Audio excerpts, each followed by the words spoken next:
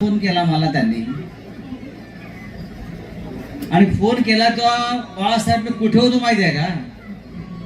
मी राहुल गांधी बरोबर त्या आम्हाला अटक करून घेऊन जात होते. जे परवा आंदोलन झालं आधी फोन कर होते. त्या दिवशी मी पोलीस स्टेशनला आम्ही बसलोय, संसद मार्ग पोलीस स्टेशनला, आणि बबन महाराजांचा फोन, पुणेकर बाबांचा फोन, यायलाच पाहिजे म्हटले. मी म्हटलं आता तर अटकेत आहे मी. अरे मी यासाठी सांगतो की गोड माणसं या गावात आहेत आणि या कामात आहे की त्यांचा आग्रह मोडता येत नाही. आणि दुसरं म्हणजे श्रद्धा.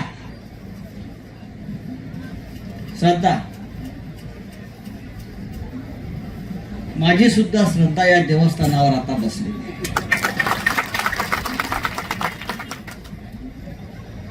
माणसाला ओढून आणतं इथे. फार आज कामात होतो मी आणि येईन की नाही येईन या चिंतेमध्ये असताना मला आज सकाळी परत पुणेकर महाराज बाबाचा फोन, निघालात ना? मी म्हटलं बसा गाडीत, चला आता बघू काय होईल. निघालात ना असं विचारलं. म्हटलं सगळं टाका आता, सकाळी गाडीत बसा आणि चला निघा, आमंत्रण आहे मोठं आपल्याला. देवळात गेलो. बाबा म्हटले मनातली इच्छा मागा. म्हणजे आमच्याकडे काय मागण्यासारखं? सगळं काय मिळालंय आम्हाला, अजून किती मिळवायचं? पाठीमागून बाबांचा आवाज, पक्ष आणि चिन्ह परत मागा. या दोन्ही पाठीमागून बाबानेच मागितलं, पक्ष आणि चिन्ह आपलं परत मागा, ते येणार. हे असे आमचे पुणेकर बाबा, बबन महाराज, उमाजी महाराज, हे जे प्रेम आहे या महाराष्ट्रातलं, हे फार महत्वाचं. राजकारण राहू द्या, राजकारण होतच असतं, पण माझी तक्रार आहे. ती तक्रार अशी आहे, आमच्या बाळासाहेब थोरातांनी शाळा दिल्या, पाणी दिलं, सर्व काही लोकांना दिलं, तरी त्यांना या वेळेला तुम्ही विधानसभेत पाठवलं नाहीत. ही तुमच्यापेक्षा जास्त खंत आमच्यासारख्या लोकांना आहे महाराष्ट्रातल्या. अख्ख्या महाराष्ट्राला जर त्या निवडणुकीनंतर कोणती सगळ्यात मोठी खंत लागली असेल तर बाळासाहेब थोरातांसारखा मोहरा विधानसभेत या वेळेला का गेला नाही? खोटेपणाचा विजय का झाला? असं काय त्यांच्याकडून सेवा राहून गेली की ते विधानसभेत गेले नाही? ती खंत आम्हाला आजही टोचते, सतावते. जेव्हा जेव्हा आम्ही एकत्र बसतो, दिल्लीत असेल, महाराष्ट्रात असेल, आम्हाला असं वाटतं की चांगली माणसं जी राजकारणातली आहेत, ज्यांनी सातत्याने काम केलं या राज्यासाठी, समाजासाठी, त्यांना त्यांचे हक्क, त्यांची संधी मिळायला पाहिजे. बाळासाहेबांनी मगाशी माननीय उद्धव ठाकरे यांचा उल्लेख केला, सरकारचा उल्लेख केला. तुम्ही सरकार म्हणतो मी, आपण 2.5 वर्ष त्या सरकारने महाराष्ट्राच्या जनतेसाठी काय करायचं बाकी ठेवलं होतं. अगदी करोना काळातलं जरी काम पाहिलं आपण, जात पात धर्म पंथ याचा विचार न करता उद्धव ठाकरे यांच्या नेतृत्वाखालच्या सरकारनं या महाराष्ट्रातल्या जनतेचं प्राण वाचवण्याचं काम केलं. एका बाजूला उत्तर प्रदेशच्या या गंगेमध्ये हजारो लाखो प्रेत रोज आम्हाला वाहताना दिसत होती. रोज सकाळी बघावं तर गंगेमध्ये प्रेत सोडली जातात बेवारसपणे. आणि त्यावेळेला या आपल्या महाराष्ट्रामध्ये आपल्या राज्याचा मुख्यमंत्री दिवसभर कोणत्या गावामध्ये काय चाललंय, वैद्यकीय सुविधा पोचल्यात की नाही, औषधं पोचलीत की नाही, इंजेक्शन मिळतात की नाही, याची काळजी घेतो. कर्जमाफीचा विषय आपण सांगितला. यासारखी कामं आपण करून सुद्धा शेवटी 2.5 वर्षानंतर हे सरकार खोटेपणानं पाडण्यात आलं, गद्दारी करून पाडण्यात आलं. परवा फार गंमत झाली बाळासाहेब. या राज्याचे उपमुख्यमंत्री हे श्रीनगरला गेले रक्तदान करायला.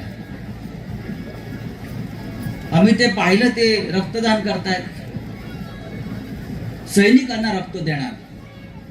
मी ताबडतोब तिकडल्या जनरलला पत्र लिहिलं की सैनिकांच्या अंगामध्ये महाराष्ट्रातल्या गद्दारांचं रक्त जाता कामा नये. तुम्ही हा फार मोठा अपराध करताय. आमचं सैन्य स्वाभिमानी आहे, आमचं सैन्य शूर आहे, आमचं सैन्य हे डरपोक नाही, शरणागती पत्करणार नाही. त्यांच्या अंगामध्ये अशा प्रकारचं रक्त तुम्ही घातलं तर देशावर आफत येईल. मी ताबडतोब पत्र लिहिलेलं, सरकारला सावध केलं मी ते.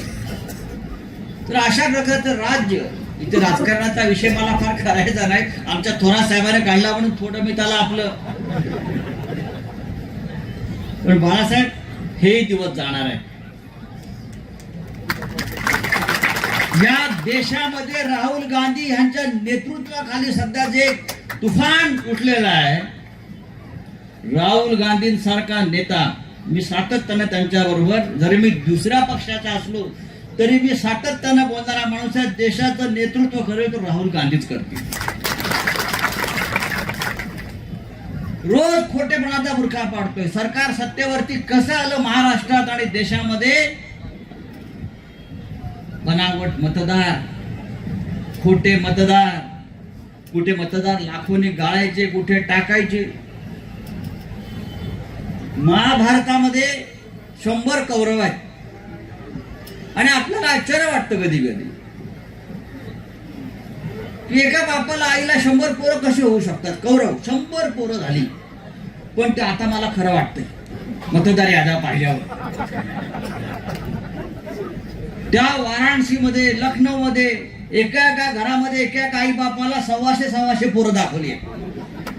तेव्हा मला वाटलं की धृतराष्ट्राला 100 पोरं कौरव नक्की झाले असतील.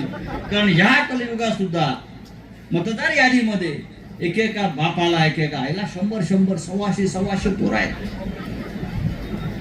मोठा पोरगा 72 वर्षाचा आणि छोटा पोरगा 21 वर्षाचा आणि अशी मध्ये 100 पोरं आहेत. हा चमत्कार ह्याच काळामध्ये होऊ शकतो आणि आपण सगळे हे बुरखे आता पाडतो. खोटेपणा फार काय टिकत नाही. हे धर्म राज्य आहे, काही झालं तर लक्षात घ्या, धर्माचं राज्य आहे. भारत देश सहज निर्माण झाला नाही, हा महाराष्ट्र सहज निर्माण झाला नाही, तो का आकाशातून पडलेला नाहीये. फार मोठं धार्मिक अधिष्ठान या देशाला लाभलेलं आहे. अनेक संत, महात्मे, पुण्यात्मे यांच्या तपस्येत हे भारतवर्ष निर्माण झालेलं आहे. त्याच्यामुळे आता हा जो खोटं राज्य आहे, खोटं सरकार आहे, ते जाणार आहे. आणि पुन्हा एकदा या महाराष्ट्रात आणि देशामध्ये बाळासाहेब थोरात, लक्षात घ्या मी काय म्हणतोय ते. मी म्हणतो ते नेहमी खरं होते पण सांगतोय. आणि मी या जागरूक देवस्थानाला साक्षीनं सांगतोय, 100% या देशामध्ये आणि महाराष्ट्रामध्ये बदलाची प्रक्रिया सुरू झालेली आहे. आणि पुन्हा एकदा आपल्याला सगळ्यांना या महाराष्ट्राची आणि देशाची सेवा करण्याची संधी आपल्याला प्राप्त होणार आहे. हा जागरूक देवस्थान आहे. मी देवळात फार कमी जातो. मी हिंदुत्वाचा सगळ्यात जास्त प्रचार करतो. हिंदुहृदय सम्राट बाळासाहेब ठाकरे यांच्या बरोबर सातत्याने 40 वर्ष काम केलेला मी माणूस. सभा असतील, आमचा सामना असेल, ज्वलंत हिंदुत्वाचा पुरस्कार करणारा माणूस आहे. पण मी अशा ठिकाणी कमी जातो, काम करतो. पण इथे माझे सातत्यानं 1 वर्षानंतर मला नुसतं आमंत्रण आलं की मी किती म्हणत टाळायचा प्रयत्न केला तरी मला इथे यावंच लागतं. ही या देवस्थानाची ताकद आहे. आणि मी नेहमी सांगतो की शेवटी देवाच्या नावावर काम करणारी माणसं असतात. या माणसाने देवासारखं काम करावं तेव्हा देवाचं महात्म्य राहतो. त्या भागातली माणसं तसं काम करतात, ते तसंच काम करत राहू द्या. आपल्यामुळे हे राज्य हा महाराष्ट्र आहे आणि महाराष्ट्र धर्म आहे, तो तसाच टिकवून ठेवूया. आणि बाळासाहेब थोरात यांच्यासारखा एक बुलंद नेता या भागाला लाभलेला आहे. त्यांच्या मागे ठामपणे उभे राहा. पाणी आणि शिक्षण देणारा नेता असतो तोच खरा नेता असतो. बाकी सगळे पैसे वाटणारे नेते येतात आणि जातात. मी पुन्हा एकदा पुणेकर बाबा, त्यानंतर आमचे बबन महाराज, उमाजी महाराज पुणेकर, सगळ्यांचा आभारी आहे. तुम्ही मला इथे धरून घेऊन येता आणि इथे आशीर्वाद देवाचे देता. धन्यवाद. जय हिंद, जय महाराष्ट्र.